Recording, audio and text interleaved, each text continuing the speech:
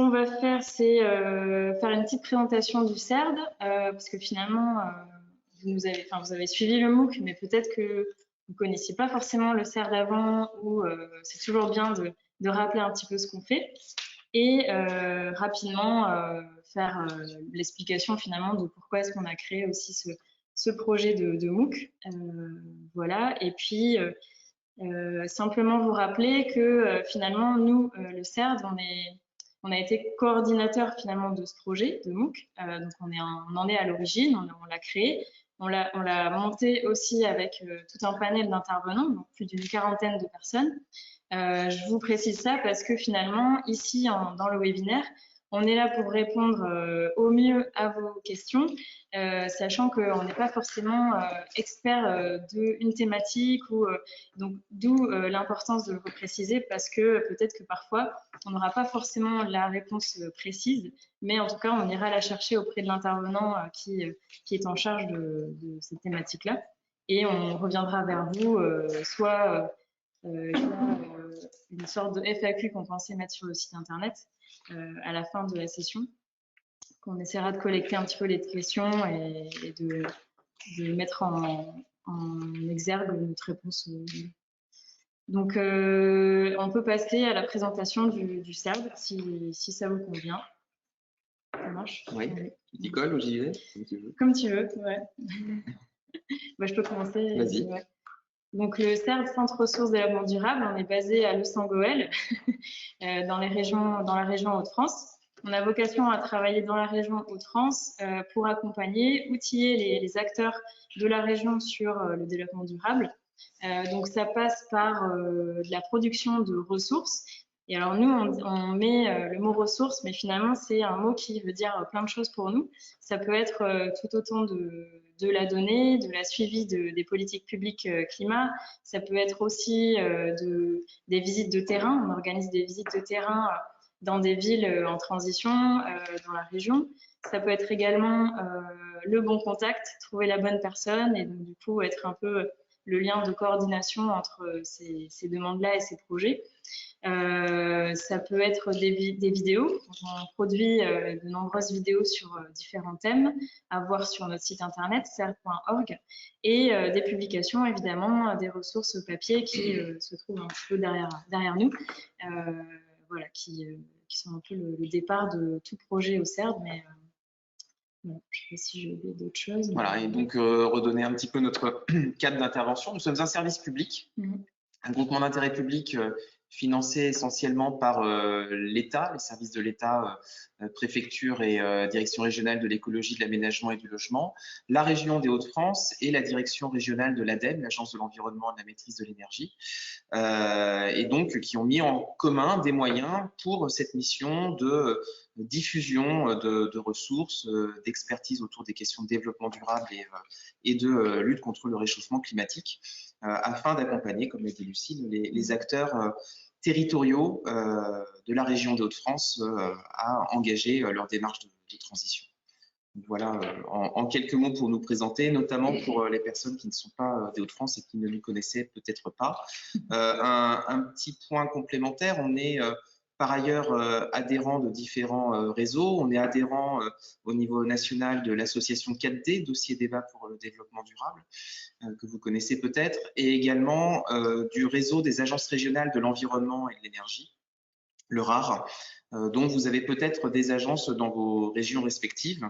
En Ile-de-France, c'était auparavant l'AREN, l'Agence régionale de l'environnement des nouvelles énergies, qui a depuis été absorbée au sein de l'Institut Paris Région.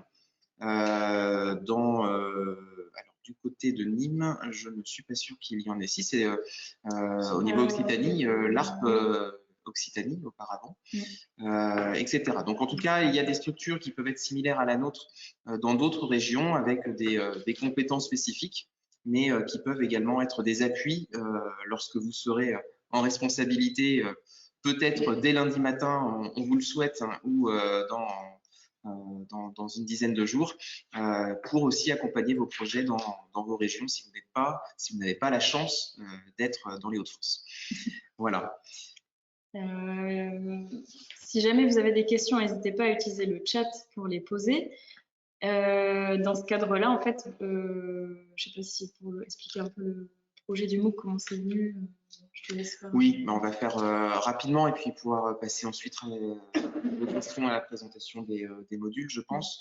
Le MOOC, l'idée, ça a été effectivement, de manière globale, le partage de la conviction qu'il faut accélérer les transitions écologiques et sociales dans les territoires et que l'échéance, évidemment, des élections municipales cette année était une échéance essentielle. On réfléchit toujours au niveau du CERD sur l'articulation entre les enjeux globaux et locaux dans la logique du développement durable. Et c'est vrai que les Nations Unies ont défini un grand programme de transition qui s'appelle l'Agenda 2030 en 2015, avec donc une échéance à 2030 et comme point d'étape de la transition, des objectifs. Et si on regarde cette échéance-là, le programme la durée du mandat qui va s'ouvrir après les municipales, effectivement, nous rapproche tout près de cette échéance. Et donc, l'engagement ferme dans les transitions, c'est des décisions qui vont devoir être prises pendant ce mandat et, si possible, dès le début du mandat. Et donc, notre volonté était d'apporter un éclairage et d'outiller les candidats, les listes, afin qu'ils puissent d'ores et déjà préparer des propositions et voir des réalisations concrètes déjà existantes qui peuvent reproduire ou dont ils peuvent s'inspirer pour leur propre programme. Voilà l'intention initiale. Donc, on a préparé ça avec nos partenaires, avec une quarantaine d'acteurs de 30 structures, essentiellement des compétences issues de la région des Hauts-de-France, mais comme on le soulignait, des initiatives qui sont reproductibles ou qui peuvent inspirer évidemment ailleurs, dans d'autres régions de France métropolitaine, voire d'au-delà, puisqu'on partage un cadre réglementaire et législatif commun, bien entendu. Voilà pour ces quelques points de présentation. Donc, comme l'a dit Lucille, on va essayer de dérouler le MOOC dans l'ordre pédagogique. Désormais, il nous reste un peu moins de 3 semaines d'ouverture du MOOC avant sa clôture, la session. Je pense qu'on regarde les statistiques, la plupart des participants sont bien avancés ou ont terminé, près d'une centaine ont terminé. Donc, vous êtes en train de progresser globalement. Donc, on va démarrer directement avec Antoine Boutonnet, qui donc a piloté le module 3 sur les questions déchets et économie circulaire. Néanmoins, si vous avez des questions concernant le module 2 et l'alimentation, n'hésitez pas à les inscrire dans le chat, on va les prendre. Notre collègue Marie Dessima n'est pas présente aujourd'hui, mais on pourra les prendre dans un deuxième temps pour apporter des éclairages et des compléments. Parfait, voilà. Donc on va faire le petit check pour laisser la place. Et donc, n'hésitez pas, dès que vous avez des questions, vous prenez votre clavier, vous les inscrivez sur le chat et donc on va les prendre en compte au fur et à mesure. Bonjour à tous. Voilà, donc vous avez les deux Antoine du CERD face à l'écran. Vous avez bien de la chance. Et donc, je vais te laisser rappeler un petit peu les intentions générales du module. Et ensuite, on va prendre les questions au fur et à mesure. Oui, ça, vous pouvez déjà commencer à, si vous avez des questions, à les préparer. Mais l'idée, c'est que pour vous permettre de poser ces questions, je vous redonne un peu les éléments qui ont guidé l'origine de ce module, enfin pourquoi on a voulu traiter de ce sujet-là. Donc moi, je m'occupe des questions de transition économique au CERD. Et donc pourquoi ce module déchets économie circulaire? Plus largement, c'est une question de fond qu'on traite au CERD depuis longtemps. La question du modèle économique, finalement, dans cet enjeu d'accélération des transitions, la question du modèle économique est quand même un élément central, tant il verrouille finalement notre modèle de développement actuel. Et donc, depuis longtemps, on s'intéresse à cette question de la transition économique pour essayer de répondre finalement aux limites du modèle économique actuel. On a un modèle économique qui est hérité de 150 ans d'histoire industrielle et qui a fonctionné en son temps, qui a amené pas mal de choses et de développement à notre société, mais qui montre aujourd'hui finalement les limites et qu'il arrive à bout de souffle. D'abord, c'est un modèle linéaire, hein, on extrait, on prélève, on utilise et on jette nos ressources. Je crois qu'il y avait un chiffre qui circulait où 99% des ressources extraites deviennent des déchets en 6 semaines ou 2 mois. Donc voilà, ça montre un peu cette linéarité de notre modèle économique. Et finalement, les déchets sont le symptôme le plus visible, la quantité de déchets qu'on a aujourd'hui, et c'est le symptôme le plus visible de cette limite-là. Et puis l'autre limite centrale, hein, c'est la question du modèle de masse, de consommation et de production de masse, nourri par des ressources non renouvelables et des énergies fossiles. Et donc, nous, on essaie de regarder ça et voir comment on peut trouver des alternatives et faire émerger de nouveaux modèles économiques plus durables. L'économie circulaire étant une des approches qu'on essaie de regarder, mais il y en a d'autres, l'économie de la fonctionnalité, l'économie collaborative, l'économie sociale et solidaire. Et on essaie de regarder un peu tout ça et de voir comment on peut un peu pousser ces approches. Alors nous, on n'est pas spécialiste des questions d'économie circulaire, mais on s'est dit que l'entrée déchets et économie circulaire était une bonne entrée pour justement commencer à se mettre dans une dynamique de réflexion autour de ces approches économiques. Et donc, comment on a construit le module? On l'a construit un peu en 2 séquences. D'abord, des actions concrètes pour rentrer de manière un peu pragmatique et s'approprier ces sujets-là de façon rapide avec la question des déchets. Et donc, on a plusieurs interventions autour de l'animation des défis famille zéro déchet.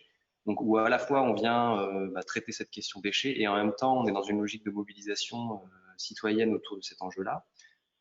Ensuite, toute la dynamique autour de la question de la réutilisation, du réemploi et comment on peut mettre en place des structures, des organisations qui vont permettre de réutiliser et de limiter finalement la production de déchets.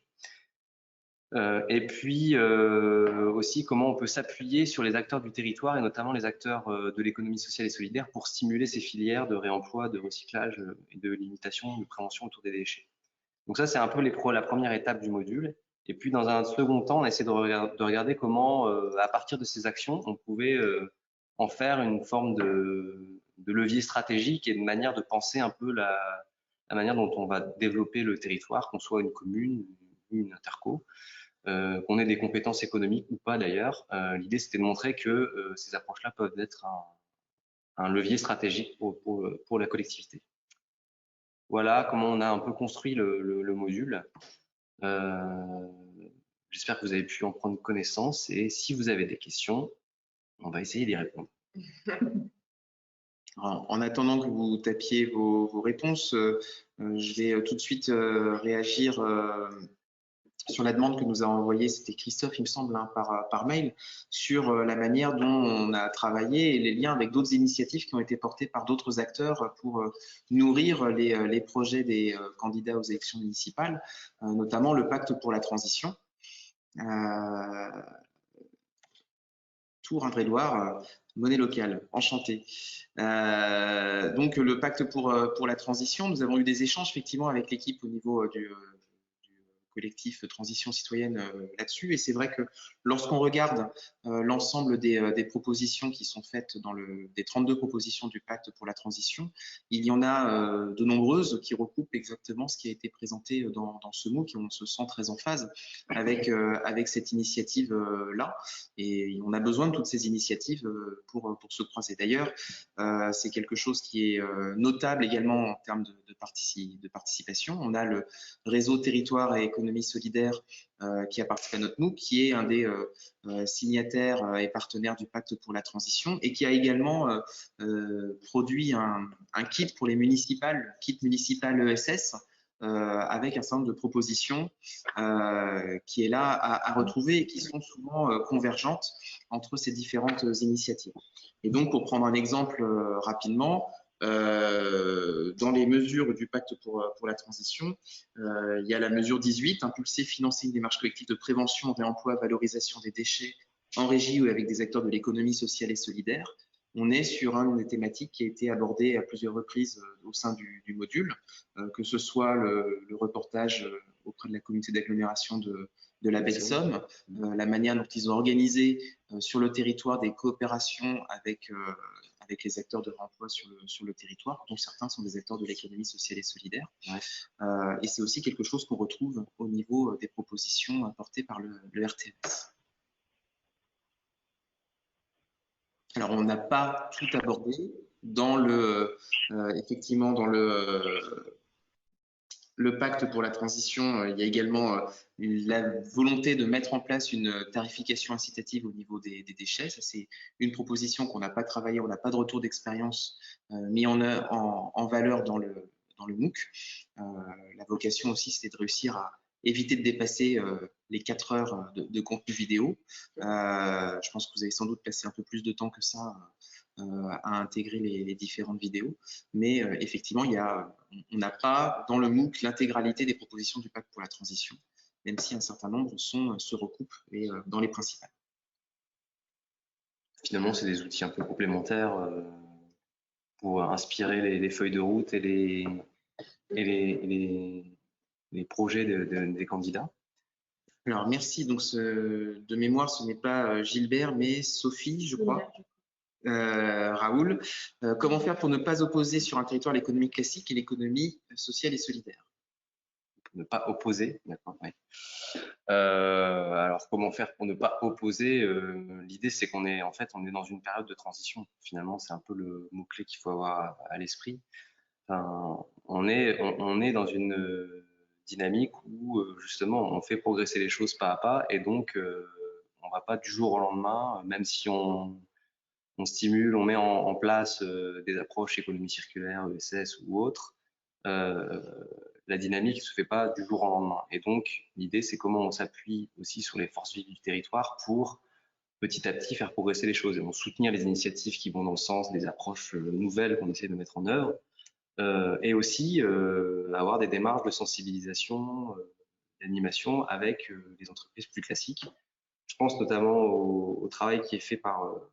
D'ailleurs, c'est une initiative qui est valorisée dans le MOOC par la PFL Carambeau sur son territoire, qui s'est appuyée, alors là pas sur l'ESS, mais sur l'approche développement durable pour sensibiliser, et animer, faire des rencontres, des temps d'échange avec les entreprises du territoire, des entreprises plutôt classiques, pas forcément issues de l'ESS ou autres. Et donc l'idée, c'était petit à petit, on essaye de repérer une bonne pratique chez l'une des entreprises. On va en discuter avec les entreprises du territoire, on la valorise et petit à petit, comme ça, on rentre dans une démarche progrès entre les entreprises du territoire. Et donc, finalement, on est plutôt dans une logique de croisement, d'essayer de faire converger les approches. Alors, sachant aussi, bien sûr, on a des très grandes entreprises, parfois issues de l'économie dominante financiarisée. Donc là, c'est peut-être des entreprises sur lesquelles on a moins la main, mais avec les PME locales, il y a tout un travail à faire et je suis sûr que dans vos régions respectives, en tout cas en Haute-France, il y a des acteurs qui permettent d'entrer. Il y a toujours une porte d'entrée finalement qui permet d'accéder à ces entreprises, que ce soit plutôt du côté RSE, du côté ESS, du côté de la norme. On a des portes d'entrée qui permettent finalement de faire progresser petit à petit le tissu économique dans la démarche qu'on souhaite mettre en place. En complément de ce que vient de dire Antoine, hein, c'est être dans une logique en tant que collectivité sur le fait qu'il y a une économie plurielle à mettre en œuvre pour la transition sur le territoire, l'économie classique, l'économie sociale et solidaire, de redistribution aussi avec l'économie publique. Derrière, c'est comment vous pouvez stimuler des initiatives en appui avec de la subvention éventuellement, des initiatives privées, mais également dans la manière dont vous pensez la stratégie de développement économique en termes de création de zones d'activité, de filières. Et c'est quelque chose qui est abordé également dans le MOOC au niveau, par exemple, du parcours 2 sur la structuration de filières économiques autour de l'alimentation locale. Et un dernier point, c'est vous avez un levier aussi directement en tant que collectivité, c'est la commande publique qui peut vous permettre de soutenir des acteurs économiques en passant par exemple par des marchés réservés à l'ESS, ce que vous donne possibilité que vous avez par le code de la commande publique actuelle pour avoir des marchés réservés pour de l'insertion ou autre, en ciblant plus spécifiquement des acteurs de l'économie sociale et solidaire. Mais les acteurs de l'économie sociale et solidaire sont des acteurs économiques comme les autres par ailleurs, qui peuvent répondre sur des marchés non réservés, bien entendu. Et donc, c'est aussi avoir une ouverture là-dessus en fonction des acteurs qui sont présents. Il y a plusieurs questions qui arrivent, je vais les reprendre rapidement. Alors, Olivier, vous êtes en retard sur les parcours, mais il n'est pas trop tard pour les terminer, ne vous inquiétez pas. Peu de ressources quant aux échanges monétaires. Effectivement, et donc d'une monnaie locale complémentaire, effectivement, c'est présent dans le parcours 7. Nous avons une séquence spécifique sur la question de la création des monnaies locales complémentaires comme ressource pour créer du lien, fédérer et donner de la respiration économique aussi sur des initiatives de transition et dans une logique de relocalisation aussi des échanges de proximité avec l'APES, Acteurs pour une économie solidaire, qui est une association régionale en Hauts-de-France de promotion et d'accompagnement des acteurs de l'économie solidaire, mais également des acteurs territoriaux dans la manière dont ils peuvent être travaillés avec les acteurs de l'ESS. Donc, ils ont notamment travaillé plus spécifiquement sur la création de la boussole que vous citez, effectivement, monnaie complémentaire qui a été créée sur le territoire du Boulonnais. Et ils sont également dans un accompagnement avec la métropole européenne de Lille pour le transport. Donc, travail qui est en cours. Et, pardon, Lucille, je n'avais pas vu que tu avais déjà apporté des réponses dans le chat. Mais là, effectivement, je pense que vous disiez, voilà, je pense que c'est une bonne intuition et que ça peut se faire à l'échelle communale, évidemment. Et donc, c'est effectivement un bon outil à la fois pour mêler le côté économique et le côté citoyen aussi, et donc de réimpliquer les citoyens dans l'économie locale, de mobiliser les entreprises, de les faire rentrer dans une démarche progrès, puisqu'en fait, on peut y mettre un peu tout ce qu'on veut. Derrière une monnaie locale, on peut y mettre tout le sens qu'on veut et les services qu'on veut, etc. Donc, c'est une bonne intuition et effectivement, la PES est une bonne ressource pour voir comment démarrer en fonction de votre contexte, etc. Et il ne faut pas hésiter à les contacter.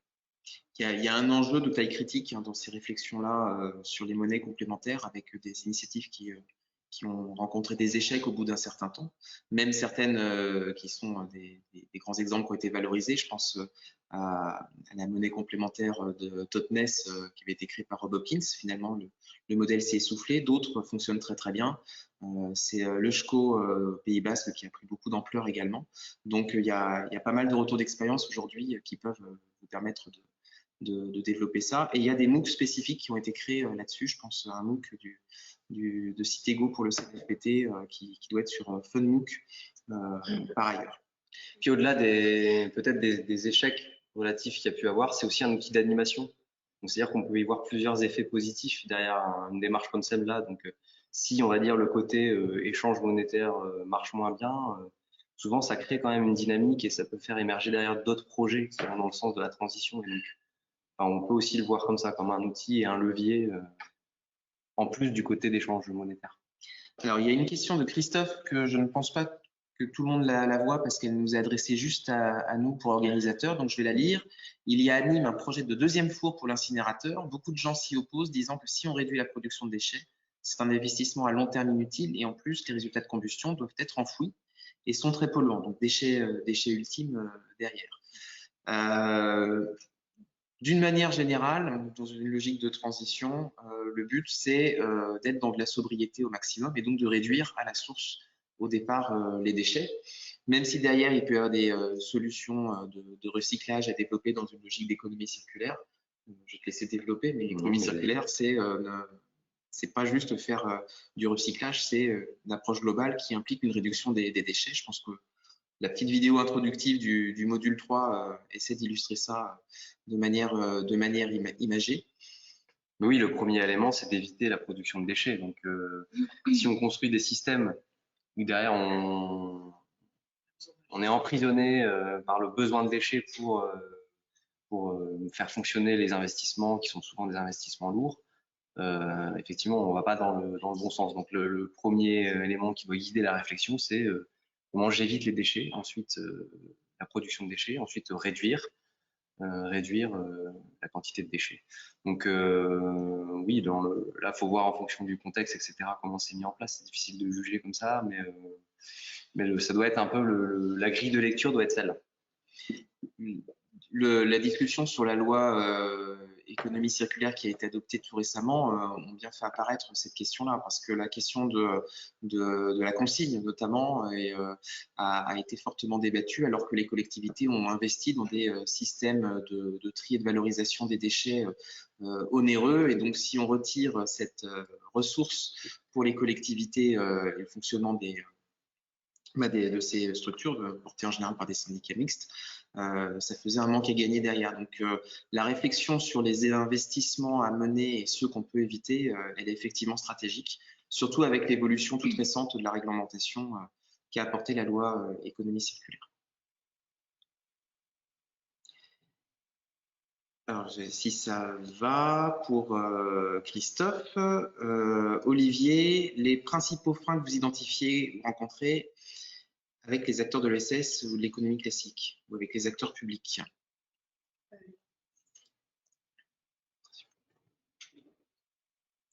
Réussir à mettre... je pense que c'est une logique de changement de modèle d'approche plus complète, mais je pense que ce sur quoi on a essayé d'insister dans le module, c'est le changement de posture finalement de l'acteur public, en essayant de créer du dialogue avec les acteurs privés et les citoyens autour de la question des déchets, et pour essayer de construire de la confiance et de la coopération. C'est ce qu'essaie de faire, par exemple, la ville de Roubaix, dans l'exemple qui est présenté par Yves-Antoine Bosch, de faire de la question de la réduction des déchets un sujet de coopération avec les acteurs économiques, notamment commerçants du centre-ville, pour les amener à avoir une attention à ce sujet-là qui n'est pas forcément évident. La collectivité a une vision là-dessus, parce qu'elle doit gérer des volumes de déchets à traiter. Ça a un coût, derrière ça se reporte, ça se répercute sur... excusez-moi, des collègues qui viennent d'apparaître à l'écran, qui se répercute évidemment en termes d'imposition pour les particuliers ou pour les entreprises. Et donc, la collective a une vision assez claire là-dessus, mais les acteurs économiques, pas toujours. Et donc, rentrer dans un dialogue autour de défis avec les habitants, autour d'initiatives valorisables aussi en termes de communication avec les acteurs économiques, ça peut être effectivement des commerçants, ça peut être des restaurateurs, dans une logique de zéro gaspillage également alimentaire. C'est une manière d'essayer d'avoir une posture d'accompagnateur et de dynamique collective sur le territoire.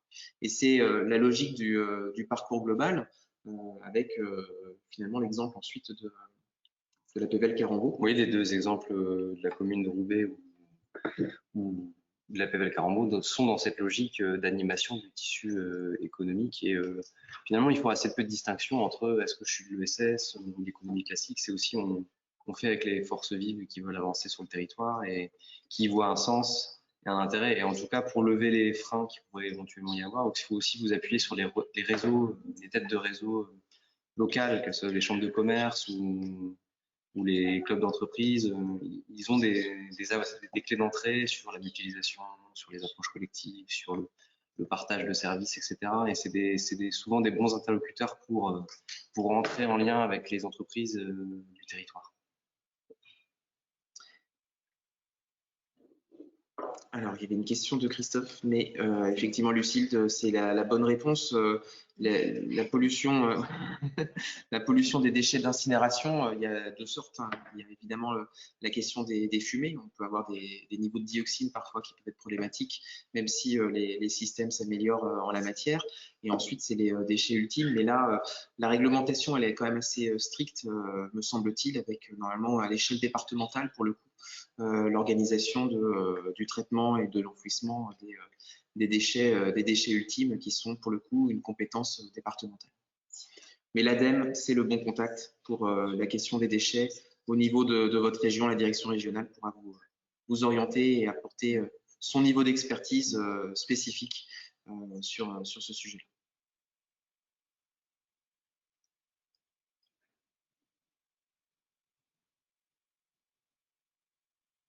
Alors, que pensez-vous de la Convention européenne des mers pour le climat et l'énergie?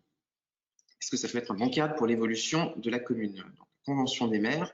Donc, on est en train de passer sur le. Ça peut être peut-être la transition. On va peut-être passer sur le parcours 4. Merci Antoine. Merci. Bonne suite de MOOC à vous tous. Et donc Hélène Briand qui me rejoint, qui avait coordonné le module 6 sur les questions de biodiversité, mais qui par ailleurs travaille au sein du pôle climat du CERD et qui pourra apporter les éclaircissements sur les questions transition énergétique au niveau local et climat de manière plus spécifique. Donc on note bien la question, Bruno, mais peut-être que je te laisse d'abord présenter un peu la logique. Le module 4, c'est ça? Oui. Alors, bonjour à tous. Tout d'abord, une petite précision préalable, c'est qu'effectivement, donc là, le module 4, on est sur un module énergie et habitat, mais en ce qui concerne du coup le climat, en fait, il est traité de manière transversale dans à peu près tous les modules aussi du MOOC, parce que le climat concerne beaucoup de secteurs, beaucoup d'enjeux, tout comme le développement durable.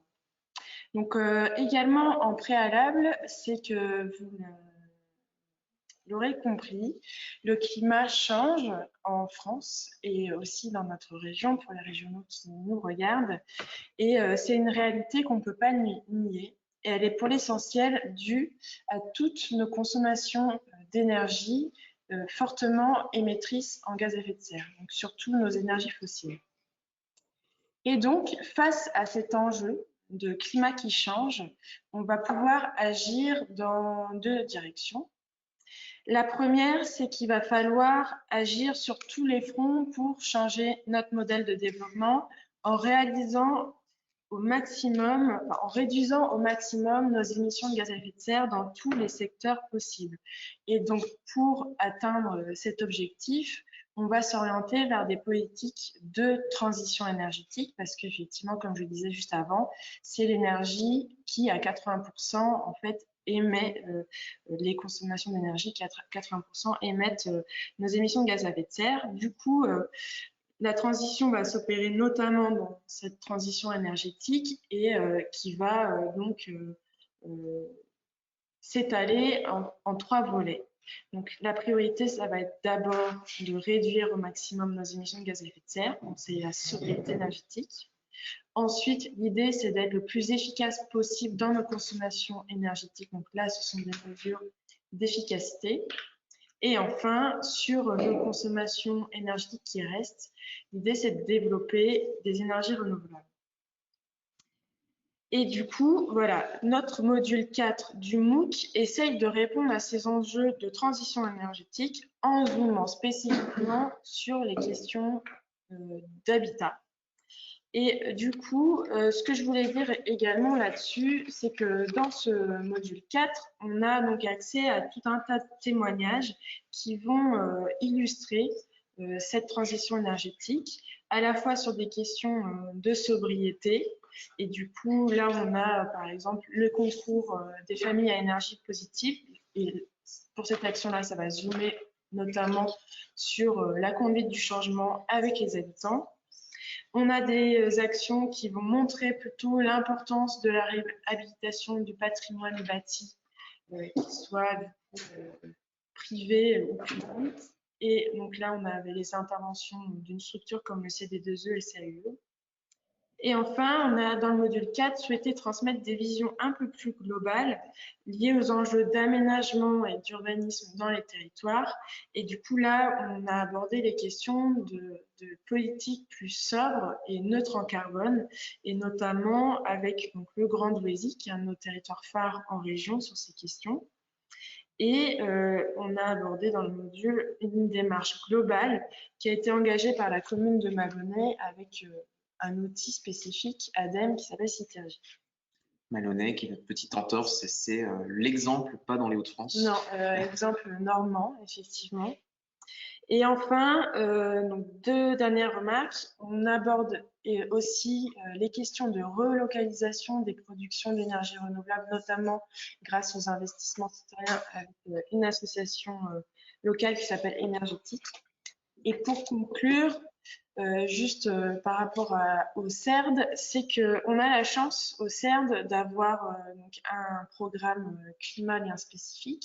En gros, on a développé tout un tas de ressources liées au climat avec une veille spécifique, des visites de terrain, des événements, des publis.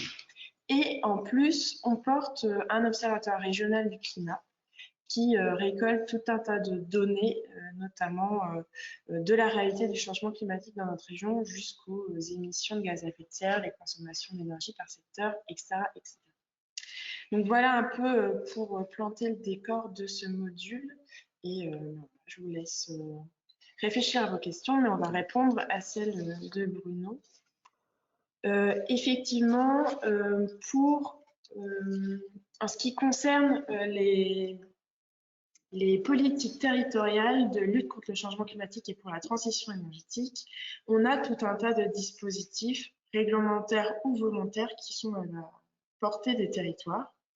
Quand on est une communauté de communes ou une communauté d'agglomération, on a une obligation réglementaire qui s'applique. On est obligé de réaliser un plan climat, air, énergie territorial. Donc là, ça va être la grosse feuille de route climat des territoires avec des objectifs chiffrés, avec une politique, un programme d'action par secteur et avec aussi tout un cadre de suivi des actions et au final d'évaluation. Alors ces PCAET sont déjà en cours sur plus ou moins tous les territoires de notre région, mais aussi je pense de France. Mais aux échelles, on va dire, plus communales, les territoires peuvent aussi mener des démarches plutôt volontaires et il existe effectivement plusieurs outils. La Convention des maires est un outil parmi d'autres et elle est très ambitieuse. Donc, je pense que c'est parmi les outils ceux qui se donnent des objectifs assez ambitieux sur les réductions des émissions de gaz à effet de serre pour les territoires. Et du coup, c'est, je pense, un bon cadre pour une commune pour s'engager aux côtés des autres communes volontaires. Et il y a aussi une émulation, une stimulation entre maires qui est très intéressante. Souvent, les territoires engagés dans la Convention des maires, c'est parce que la volonté politique, elle est vraiment portée donc, par cette figure du maire qui prend cet enjeu climat très au sérieux. Après, donc, dans le module concerné, on a l'exemple de Maloney, justement, qui a utilisé un autre outil, qui est l'outil Citergy. Alors, je pense qu'on peut cumuler les deux, mais si la Convention des maires, c'est plutôt un outil politique, l'outil Citergy, ça va être par contre un outil technique pour que l'administration communale se mette toute en ordre de marche pour faire converger ses politiques vers l'objectif climatique. Et donc, grâce à l'outil Citergy, le territoire va pouvoir mettre en place une méthode et surtout suivre assez finement l'avancée de ses actions et l'avancée chiffrée de ses objectifs. Et donc là, pareil, on a une animation nationale au niveau de Citergy. Donc, les territoires engagés dans cette démarche se retrouvent chaque année. Il y a des ateliers spécifiques pour eux pour monter en compétence sur le sujet. Et tous les ans, aux Assises de l'énergie, il y a des remises de prix aussi pour ces territoires engagés. Et donc, nous, on est souvent spectateurs de ces moments-là qui sont des gros moments d'émulation collective. Juste peut-être compléter un tout petit point sur la Convention des maires et sur la dimension d'ambition, d'affichage. Il me semble, mais je parle sous tout contrôle, qu'il y a plusieurs versions de cette Convention des maires, que les objectifs se renforcent dans le cadre de la Convention des maires entre les différentes moutures. Ce qui est intéressant, c'est de pouvoir mettre tout cela en conformité avec les ambitions européennes et nationales en termes de transition énergétique et par rapport au climat. On a une loi qui est passée en septembre dernier, promulguée au journal officiel en novembre. C'est un petit recours dans le Conseil d'État qui a décalé ça. La loi la loi climat-énergie, pardon, qui a affirmé dans le corpus juridique français l'objectif de la neutralité carbone à l'horizon 2050. Et ça, c'est un petit changement en termes d'accélération de la transition énergétique et la réduction des émissions de gaz à effet de serre, puisqu'auparavant, on était dans une perspective de facteur 4, réduction d'un facteur 4 des émissions de gaz à effet de serre par rapport à 1990 à l'horizon 2050. Et en fait, cet objectif de transition de neutralité carbone nous amène plutôt à un facteur 6 minimum de réduction des émissions de gaz à effet de serre et donc une accélération très forte. On le voit bien alors que les objectifs sont de plus en plus précis, que dès les premières années, on n'arrive pas encore à les tenir. Peut-être que vous avez vu que la stratégie nationale bas carbone fixe des budgets carbone chaque année à suivre et qu'on est en train de les dépasser d'ores et déjà chaque année. Et pour le coup, nous, avec l'Observatoire Climat Hauts-de-France, on a aussi cette visibilité sur le fait que depuis 2013, les émissions de gaz à effet de serre régionales sont reparties légèrement à la hausse. Donc, on n'est pas sur la bonne trajectoire. Dès lors, il s'agit d'affirmer des objectifs ambitieux à tous les niveaux, y compris locaux, mais derrière de réussir à trouver les bons leviers. Et du coup, ça permet de faire la transition avec la question de Christophe sur les questions de l'importance de l'urbanisme par rapport à ces questions-là, et notamment ce que vous soulignez à partir de l'exemple de Portland, c'est l'importance de la mixité fonctionnelle également des quartiers pour éviter que tout le monde prenne sa voiture pour aller faire des courses à l'extérieur des villes, par exemple. Oui, au CERD, c'est vrai, on est assez convaincus de cette question. Donc, c'est la manière de faire la ville, de faire les territoires qui va aussi conditionner et engendrer des consommations énergétiques ou des émissions de gaz à effet de serre associées. Et c'est vrai que dans la planification et aussi dans la rédaction de tout un tas de documents d'urbanisme, on a un des leviers, une des clés assez fortes pour agir sur l'énergie et le climat de manière générale. Et donc, c'est en gros inclure des bonnes règles pour la manière d'organiser et de faire les territoires dans les bons documents. Donc, ça veut dire dans les plans locaux et intercommunaux d'urbanisme, dans les schémas de cohérence territoriale, on peut voilà, glisser des règles qui vont permettre de faire levier sur des aménagements du territoire. C'est l'exemple notamment du SCOT du Grand Ouésy, oui. Que tu as cité tout à l'heure, qui a conçu d'une part l'élaboration, la révision de son schéma de cohérence territoriale, en même temps que l'élaboration du plan climat air énergie territorial à l'échelle du territoire du SCOT pour que les deux démarches urbanisme et climat énergie et air soient totalement imbriquées et qu'il n'y ait pas deux stratégies différentes et contradictoires. On sait qu'une des difficultés dans l'élaboration des politiques publiques, c'est que les rythmes de révision des documents réglementaires ne sont pas toujours les mêmes et que chaque service, chaque élu peut être pris dans son silo avec ses propres objectifs et avec parfois une difficulté à les faire se croiser, se concilier. Engager une démarche de transition, ça veut dire réussir à construire de la transversalité entre les visions politiques internes à une municipalité, à un territoire, et les services qui vont porter derrière ces politiques. Donc, c'est un des enjeux forts de la manière de réaliser une intégration des objectifs de transition et que ce ne soit pas uniquement des mesures qui ne vont pas toucher à ces grands domaines de compétences que sont l'urbanisme ou le développement économique des territoires, qui parfois pouvaient donner l'impression qu'ils n'étaient pas considérés par ces sujets de transition. Alors, bonjour Humbert, alors je ne vois pas votre question. En attendant une question suivante, juste faire quelques liens avec les mesures proposées par le pacte pour la transition. La mesure 3, mener une politique de sobriété, d'efficacité énergétique et d'alimentation en énergie renouvelable et locale des bâtiments, éclairage public, etc. C'est au cœur de tout ce module 4, avec plusieurs exemples qui sont indiqués ici. On a également plusieurs autres propositions dans le pacte pour la transition qui recoupent complètement ce sujet-là. Mettre en œuvre une démarche territoire énergie positive ou un plan climat citoyen, dès lors qu'on n'est pas obligé réglementairement de mettre en place un plan climat, rien n'empêche de le faire de manière volontaire, comme tu l'as dit, et d'agir de cette manière-là. Soutenir les rénovations à haute efficacité énergétique en accompagnant les particuliers. Je pense que l'intervention notamment du CD2E dans le module sur ce sujet-là montre aussi que des acteurs sont présents pour accompagner les techniciens et les élus parce qu'on est sur des sujets derrière qui peuvent très vite devenir très techniques en termes de choix de matériaux, de coûts, etc. Mais avec une attention, là aussi en termes de développement économique, sur quels sont les acteurs économiques qui développent des filières locales.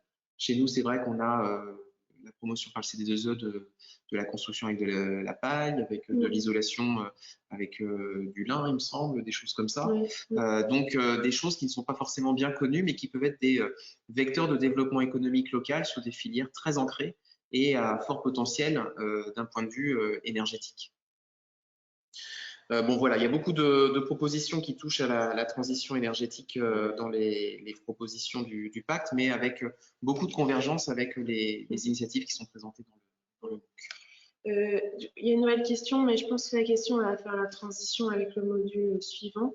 Mais avant de finir, parce que je me rends compte que je les ai cités dans leur contenu sans les citer dans leur nom, quand on parle des démarches de transition énergétique sur les volets sobriété, efficacité et énergie renouvelable, en fait, ça c'est un schéma qui a été développé par l'association nationale qui s'appelle Megawatt et qui a dressé tout un tas de scénario pour la transition énergétique nationale et qui peuvent s'appliquer au territoire, du coup en développant en développant cette transition avec une couverture à 100% nos consommations par des énergies renouvelables. Je voulais les citer pour rappeler cette ressource phare sur cette thématique.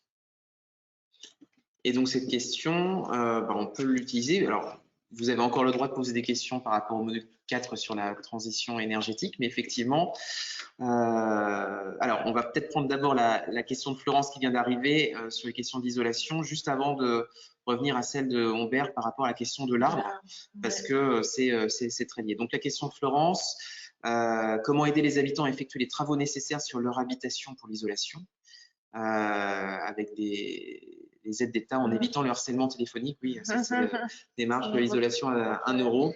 On voit bien. Oui. Eh bien, sur les territoires, on a, pour la transition énergétique, il y a un acteur phare national public, c'est l'ADEME, qui est l'Agence nationale pour l'environnement et la maîtrise de l'énergie. C'est ça, l'acronyme. Et donc, l'ADEME a impulsé, je ne sais pas dire depuis combien d'années, mais depuis très longtemps, des espaces info-énergie. Ce sont donc c'est un service public qui est cofinancé en fait par l'ADEME et par les territoires qui ont adossé à leur politique de l'habitat. Et ces espaces info-énergie, donc ils ont plusieurs animateurs souvent dans leur service, et ça permet de délivrer aux habitants, aux particuliers, des conseils neutres et gratuits sur les consommations d'énergie dans leur logement et sur des travaux à effectuer. Et donc ils sont ce conseil. Alors ils se déplacent pas chez l'habitant, mais c'est voilà un endroit indispensable pour avoir un peu un état des lieux zéro des possibilités de travaux qui existent et des aides associées. Et Et la plus-value de cet espace info-énergie, c'est qu'il va pouvoir parler aussi bien des aides nationales pour la réhabilitation, mais aussi des aides du territoire, parce qu'il est aussi financé et en lien avec la politique territoriale de l'habitat. Du coup, à partir de là, l'habitant il peut effectuer ses choix en fait de travaux. Et puis, je pense qu'ils ont des catalogues d'artisans à disposition ou un peu des orientations dans ce sens. Oui.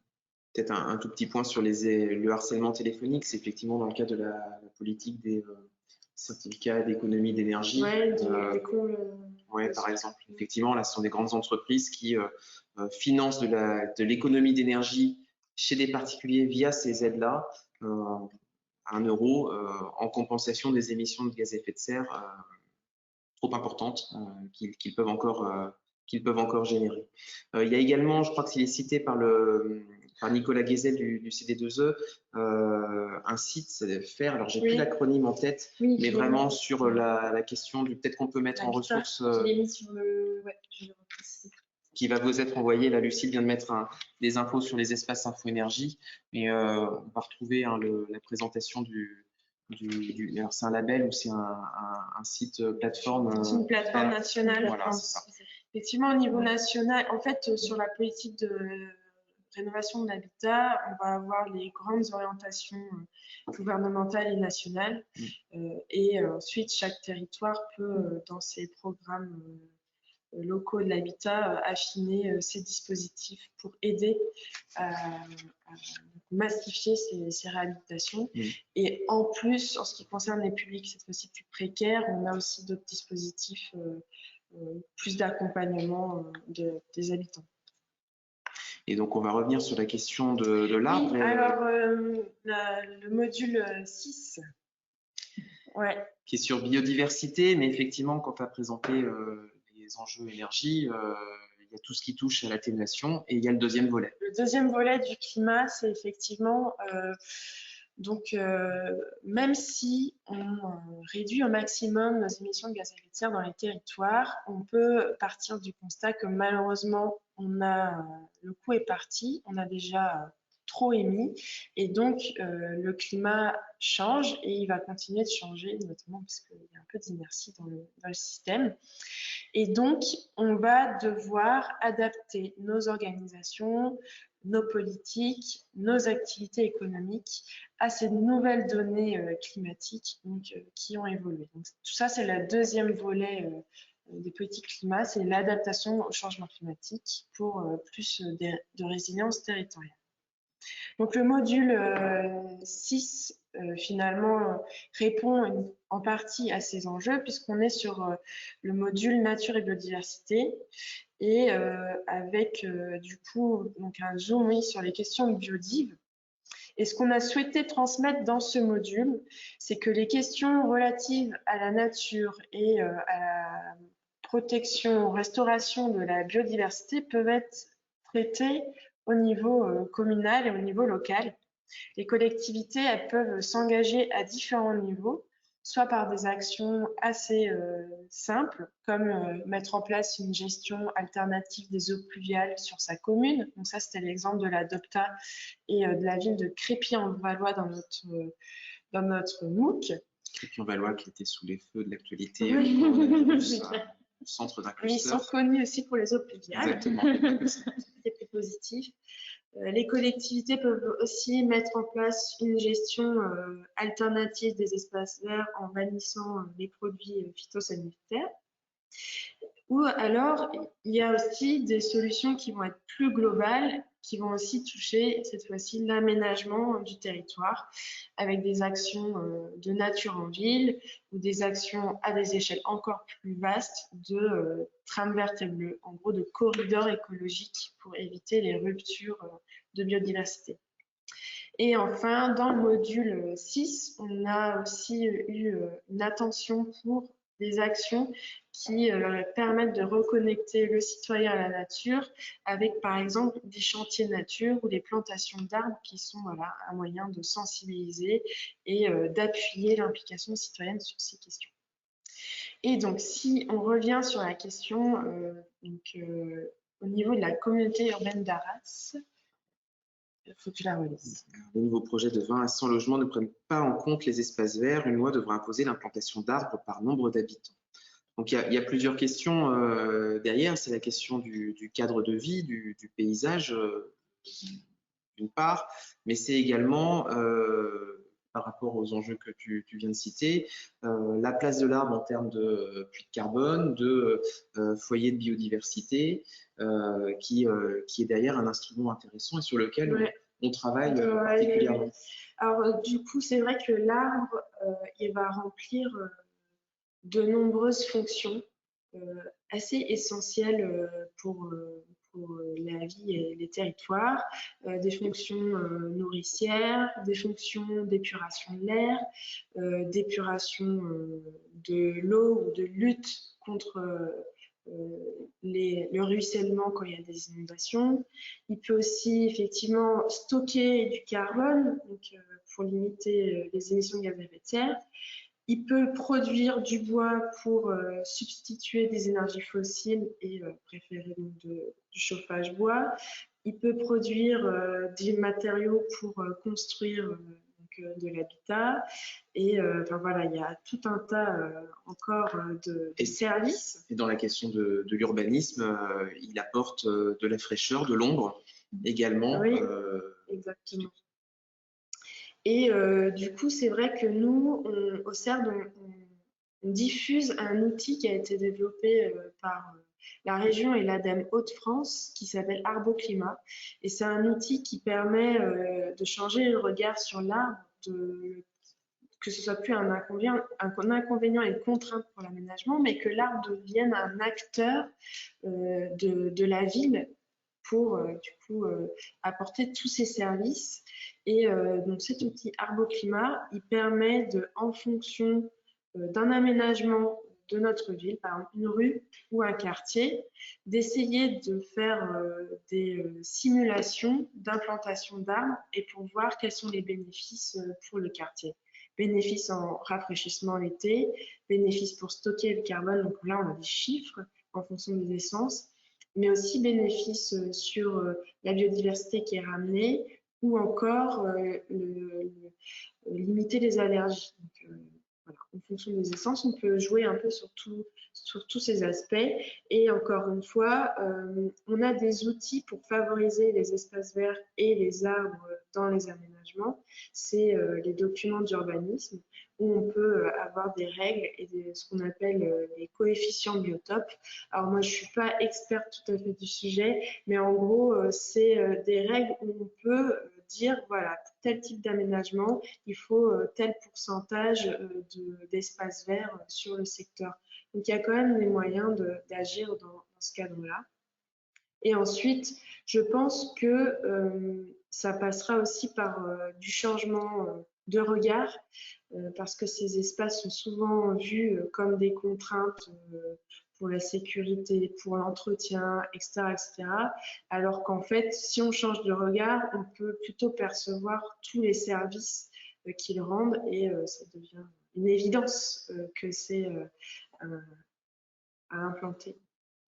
Il y a beaucoup de témoignages d'élus qui ont témoigné parfois des réactions de riverains parce que des arbres sur la voirie perdaient trop de feuilles et que du coup, c'était pas propre.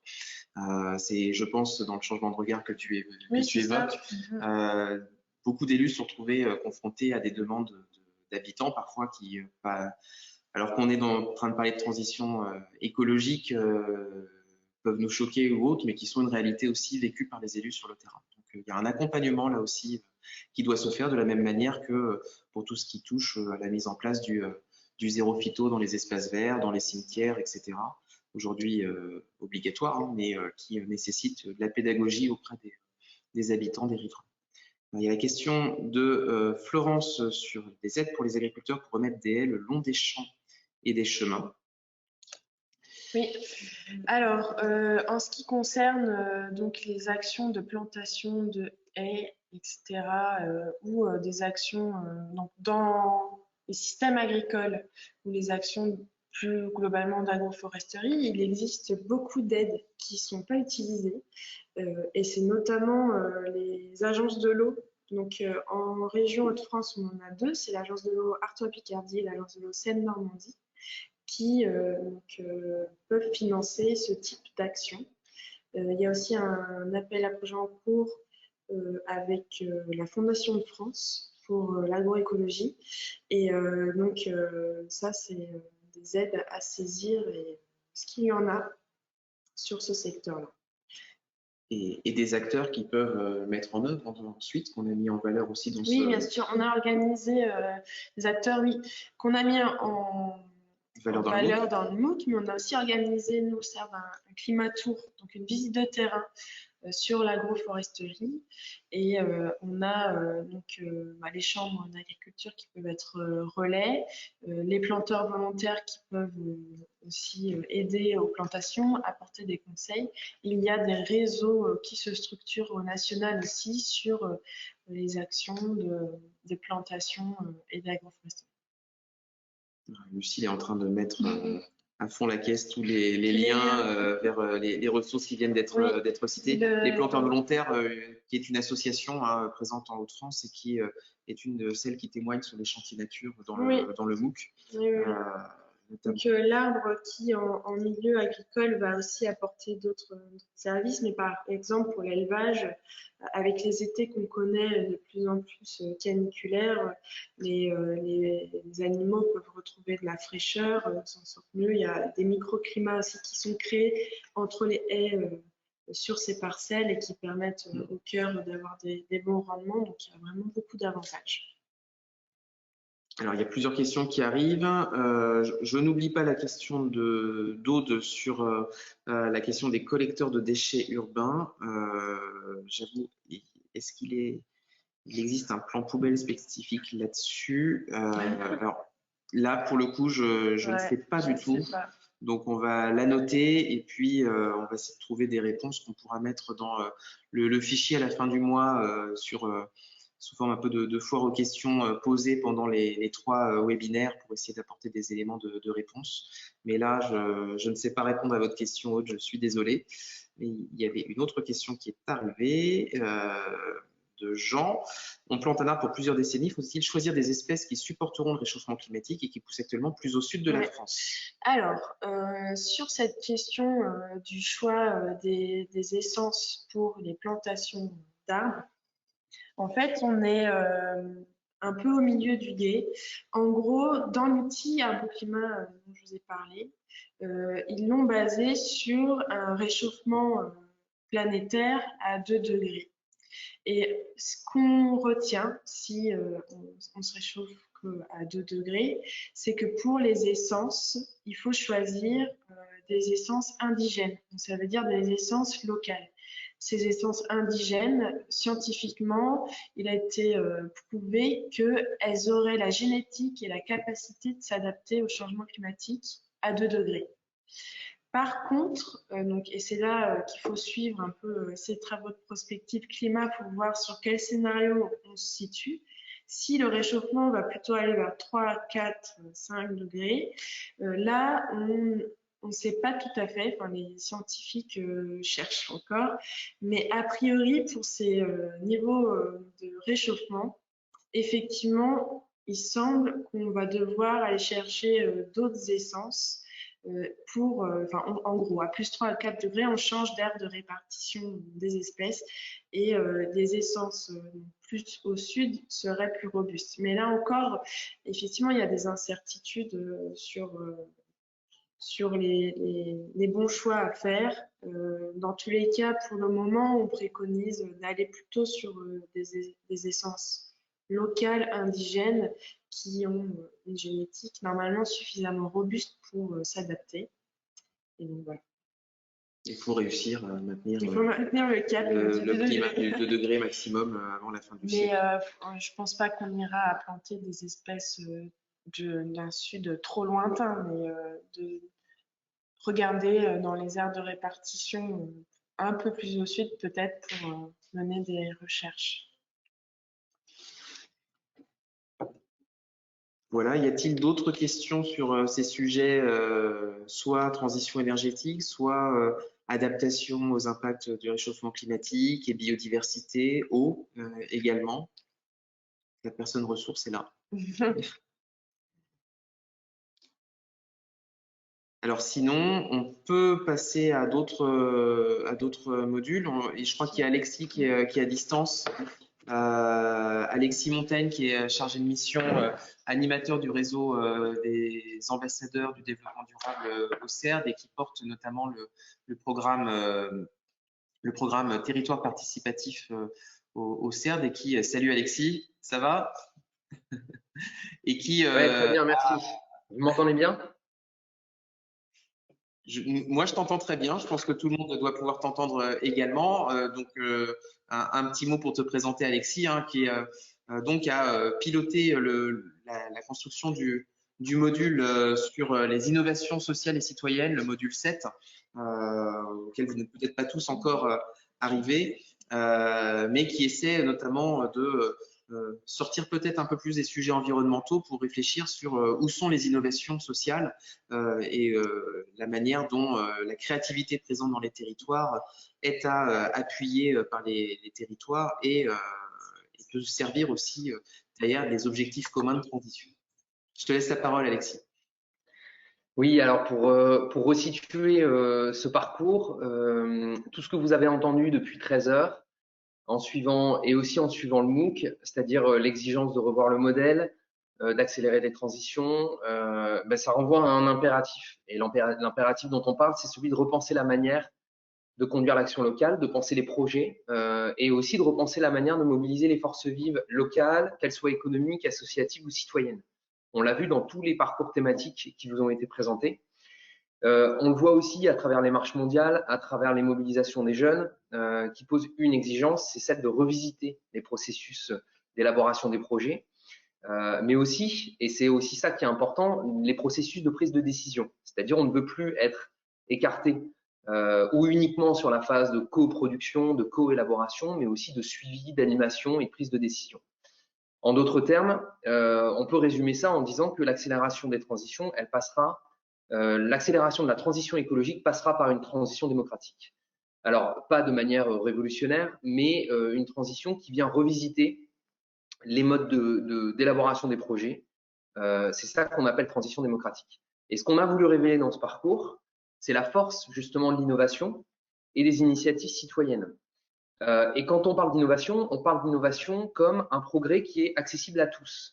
C'est-à-dire que ce n'est pas une innovation spécifique, uniquement technologique, qui va satisfaire un petit nombre, mais c'est une innovation qui a une capacité à toucher le plus grand nombre. Et c'est ça qu'on parle, c'est ça qu'on appelle l'innovation dans ce parcours.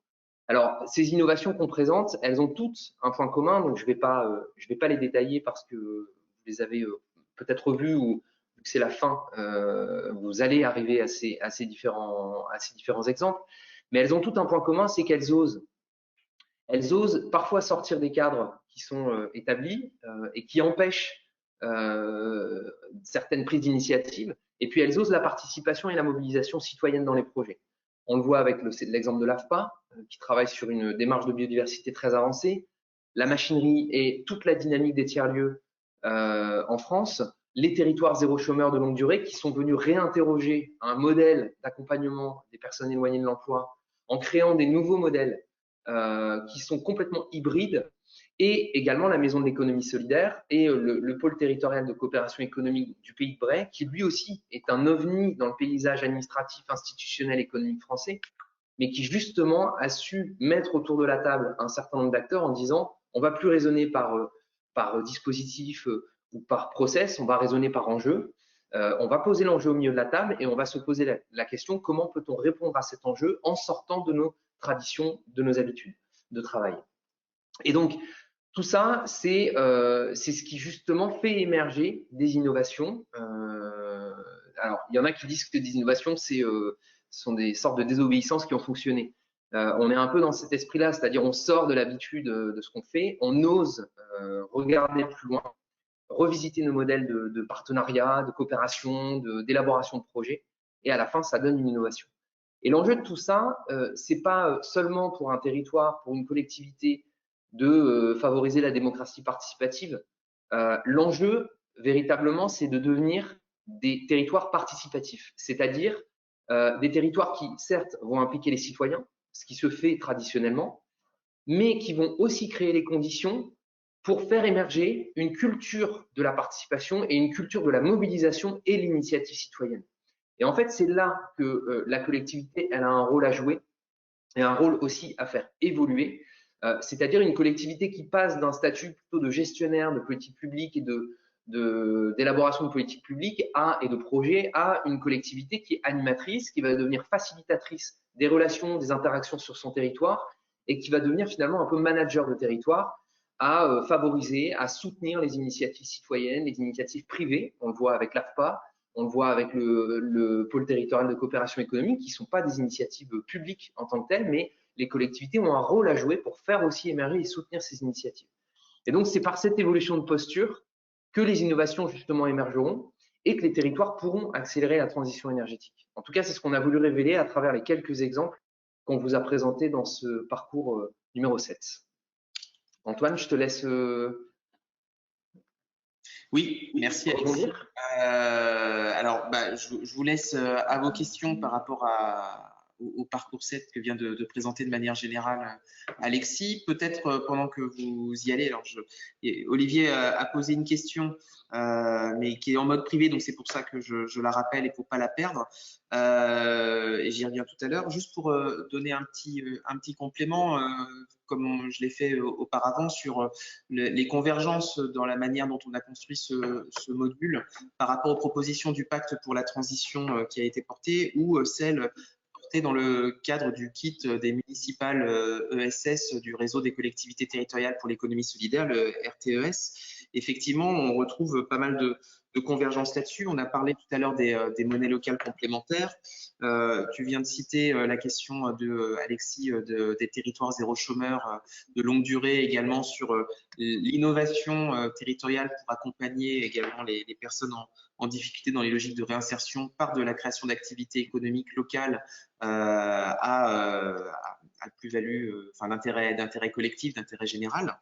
Il y a tous ces espaces-là qui sont évoqués dans le cadre de ce module.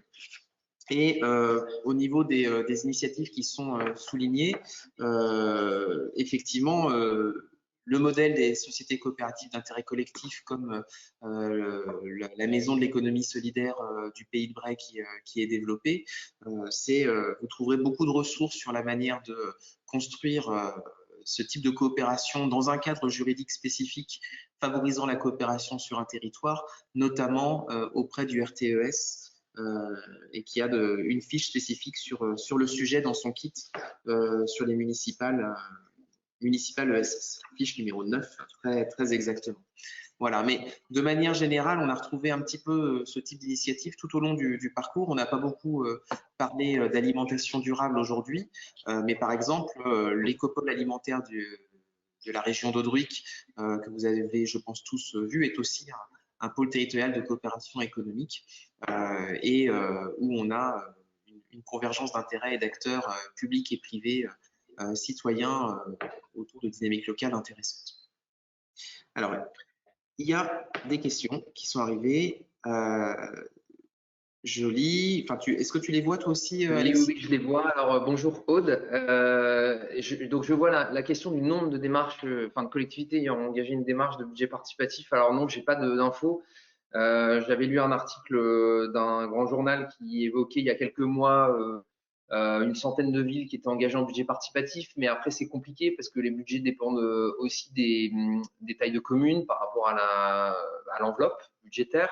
La ville de Paris, par exemple, a un budget participatif assez ancien qui aujourd'hui est assez reconnu. Donc, je ne vais pas vous donner d'ordre de grandeur sur le nombre de budgets participatifs. Par contre, ce qui est intéressant, c'est que les expériences, quand on discute avec des élus ou des chargés de mission de budget participatif, ce qui est très intéressant, c'est le fait que les budgets participatifs ne sont finalement pas que une approche budgétaire et citoyenne dans l'élaboration des projets, mais que c'est une vraie évolution de posture pour les élus qui s'engagent dans ces travaux-là Alors déjà, parce que les budgets participatifs, en général, vont toucher des sujets thématiques, donc des compétences d'élus qui, a priori, ne sont pas concernés par le budget participatif, mais comme le projet soumis porte sur la culture, l'environnement, l'économie, et ben, du coup, on va travailler avec ces élus-là.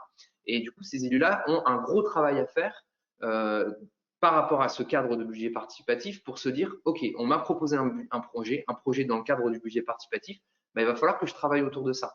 Et c'est le retour qu'on a des collectivités, c'est le fait que ça fait vraiment évoluer dans le temps la posture des techniciens et des élus qui se disent, bon, ben maintenant, il y a un nouveau cadre de travail qui n'est plus, nous, on a des projets, on les décline, mais on vient nous présenter des projets. Donc, on doit aussi accepter de déléguer une partie de notre responsabilité, de notre pouvoir. Et ça, c'est une des vraies forces des budgets participatifs. C'est que c'est pas que budgétaire, c'est vraiment une question de posture et d'organisation de travail. Oui, peut-être vas-y Antoine. La question sur l'échelon le plus efficient par rapport à cette question de participation citoyenne, Alexis. Puis après, j'oublie pas la question d'Olivier sur les questions de transversalité, qui est un petit peu au-dessus. Bah, l'échelon, on a l'habitude de dire que l'échelon local est le plus pertinent et efficace parce que l'échelon local, c'est celui où vous avez une relation de confiance avec vos élus et vos techniciens en règle générale. C'est celui où les collectivités ont une capacité à animer un territoire. C'est-à-dire que bah, les élus locaux connaissent leurs commerçants, leur tissu associatif, leurs établissements scolaires et donc souvent les leviers pour agir sont beaucoup plus efficaces quand vous avez cette relation de coopération existante qu'à une échelle régionale, départementale ou voire nationale. Donc moi je vous répondrai sans être binaire que l'échelon le plus adéquat pour travailler sur les transitions, c'est l'échelon local, ce qu'on a voulu révéler dans le MOOC. D'ailleurs sur n'importe lequel des parcours que vous avez suivis. Après, il n'y a pas de, ça veut pas dire qu'il n'y a pas d'initiative quand même à observer. Un exemple, la Convention citoyenne pour le climat, qui est maintenant en travaux depuis à peu près 5-6 mois, depuis octobre, qui a été missionnée pour réfléchir à la manière de baisser de 40% les émissions de gaz à effet de serre en France avec 150 citoyens tirés au sort. C'est un exercice démocratique qui, quoi qu'on en pense sur le plan politique et sur le plan méthodologique et philosophique, intéressant à observer. C'est-à-dire on forme des citoyens, on révèle la réalité des urgences climatiques et écologiques à des citoyens pour qu'ensuite ils puissent, en connaissance de cause, prendre des décisions. Et ce qui est très intéressant, c'est qu'on voit émerger des idées de collectivités qui se disent, tiens, cette réflexion et cette méthodologie de Convention citoyenne pour le climat, ça vaudrait le coup de réfléchir à décliner ça localement, à l'échelle d'un territoire, à l'échelle d'un plan climat par exemple, ou à l'échelle d'une commune, de se dire tiens, il y a peut-être quand même des choses, parce que c'est un lieu de débat, c'est un lieu de réflexion, c'est un lieu d'opposition aussi, surtout quand il y a du tirage au sort et que du coup tout le monde n'est pas automatiquement convaincu par la cause, qui est enfin l'objectif de la convention. Donc c'est quand même intéressant d'observer ça.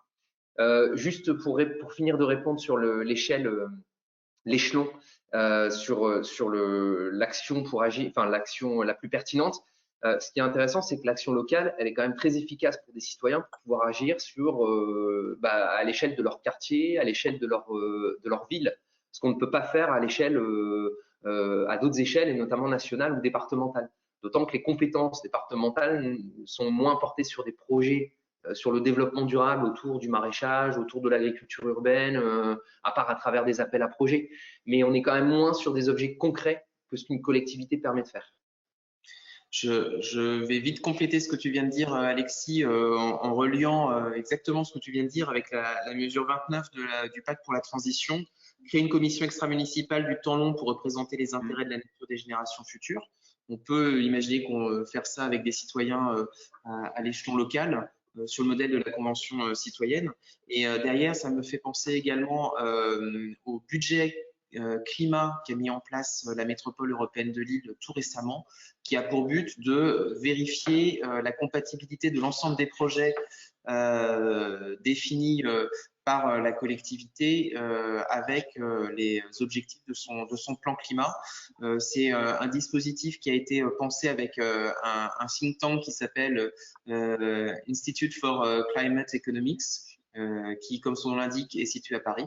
On peut dire autrement I4CE, peut-être qu'on peut mettre aussi ces liens en ressources qui peuvent être aussi quelque chose pour voir comment lire les projets au regard de cet enjeu-là. Je remonte les questions, il nous reste plus beaucoup de temps, donc on va essayer de vous libérer à l'heure annoncée, mais ne pas frustrer les questions. Olivier, vous avez posé une question sur les questions de transversalité qui est difficile à enclencher, effectivement. Alors, c'est déjà difficile à enclencher au sein d'une organisation publique en général, avec souvent organisée avec des portefeuilles d'élus thématiques et en silo, donc c'est un défi. Mais effectivement, pour une démarche collective, où chaque acteur associatif ou autre a ses propres intérêts et objectifs, ça nécessite du temps. Ça nécessite du temps de rencontre, de discussion, d'interconnaissance pour essayer d'avoir un projet qui permet de converger.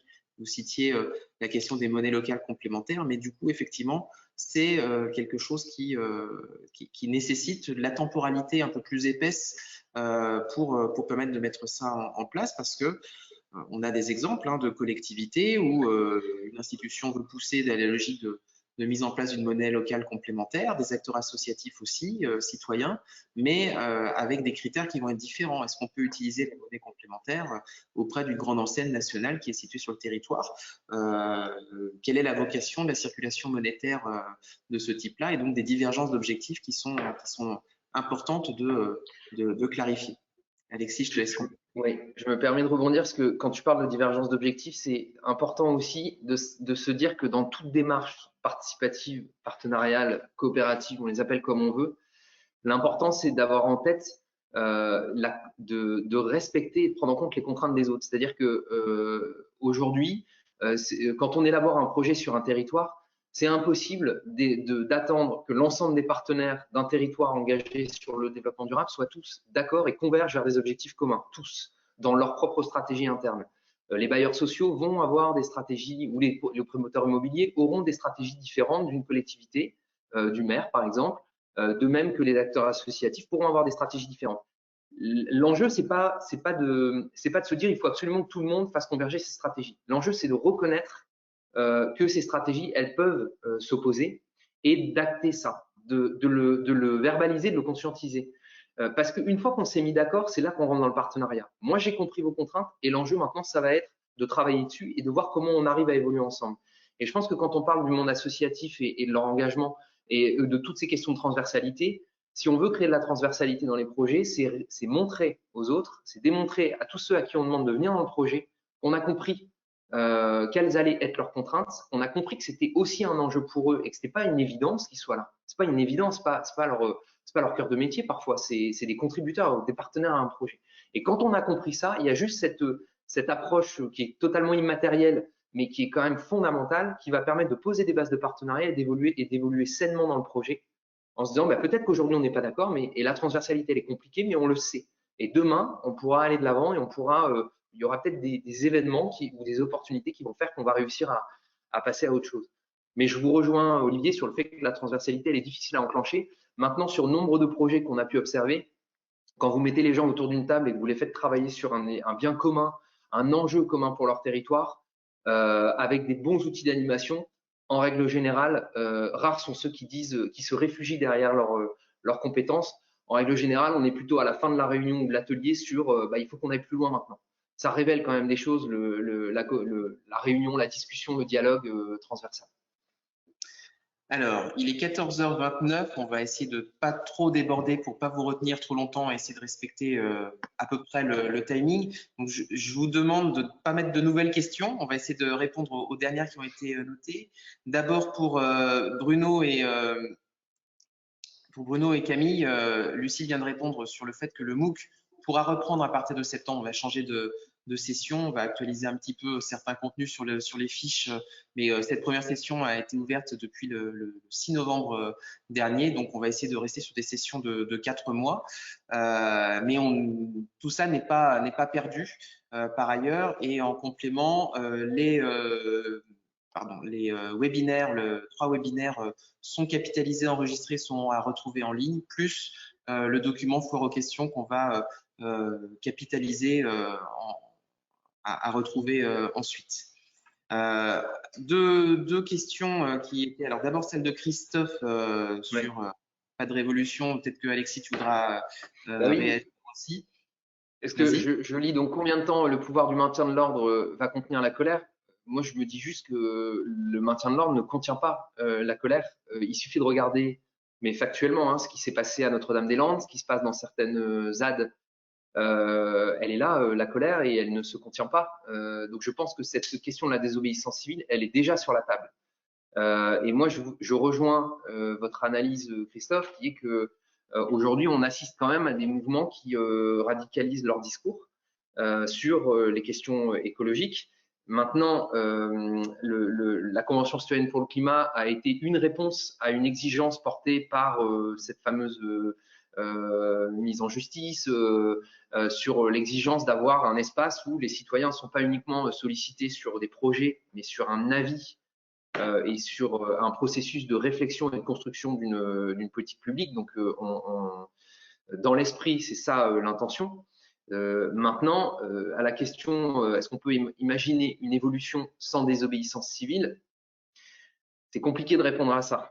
C'est compliqué. Je pense que les évolutions, elles vont se faire aux échelles locales.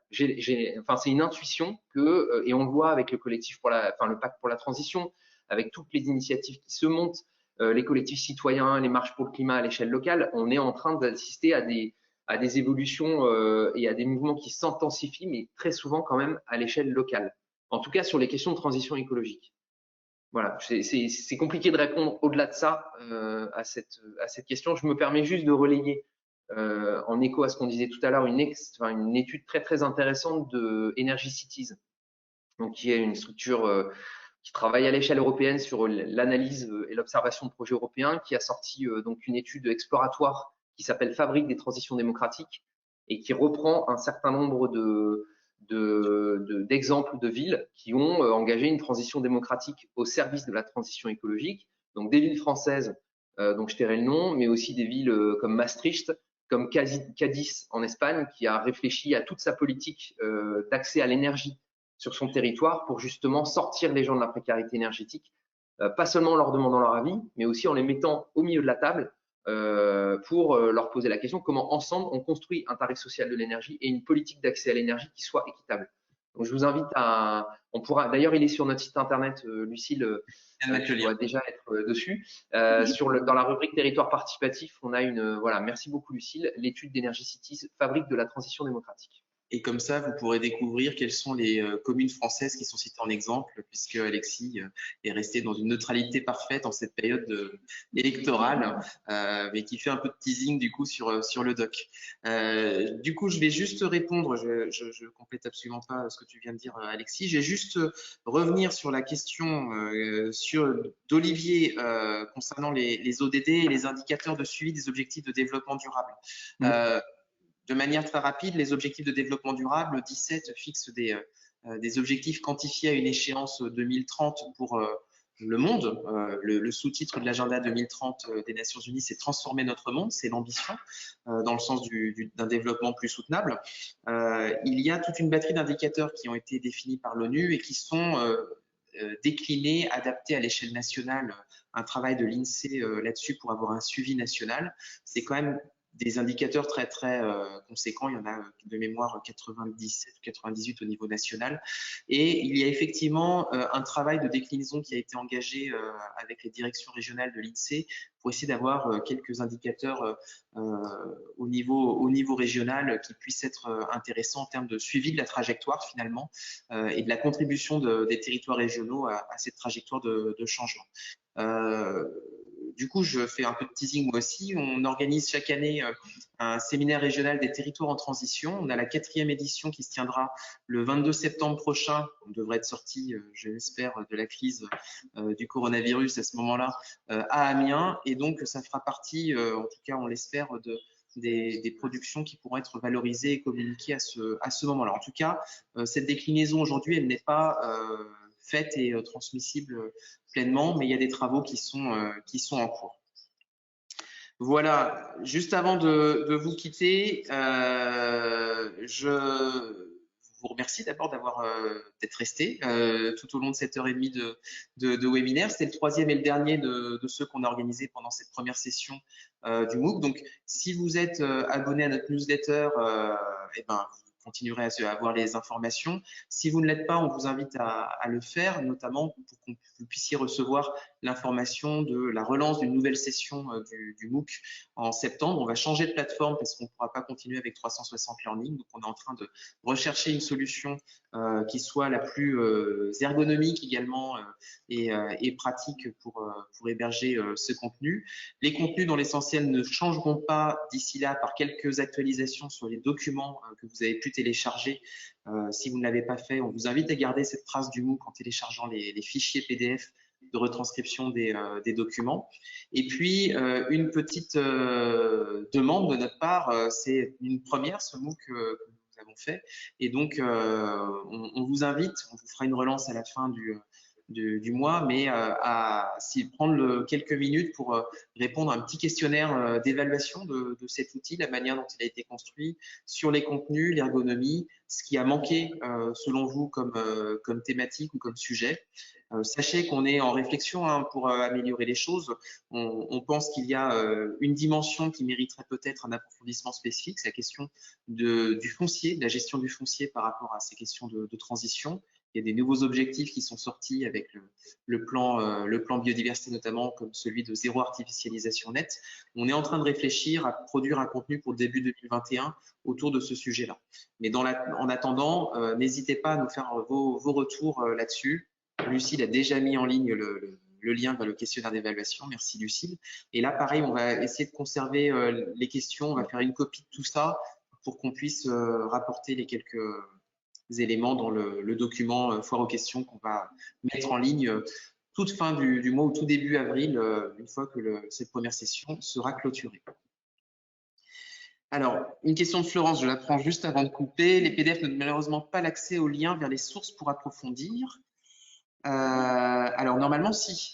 Les fichiers PDF que vous téléchargez, vous avez les liens actifs qui vous permettent de cliquer dessus directement. Ils sont actifs, les liens. Donc, vous téléchargez les PDF et si vous cliquez dessus, vous aurez accès à la page. Effectivement, vous n'avez pas le détail du lien. Parfois, il y a des liens qui étaient très longs. Donc, vous ne pouvez pas faire un copier-coller, mais les liens sont actifs dans les PDF. Donc, cliquez dessus et ça vous renvoie vers les bonnes pages.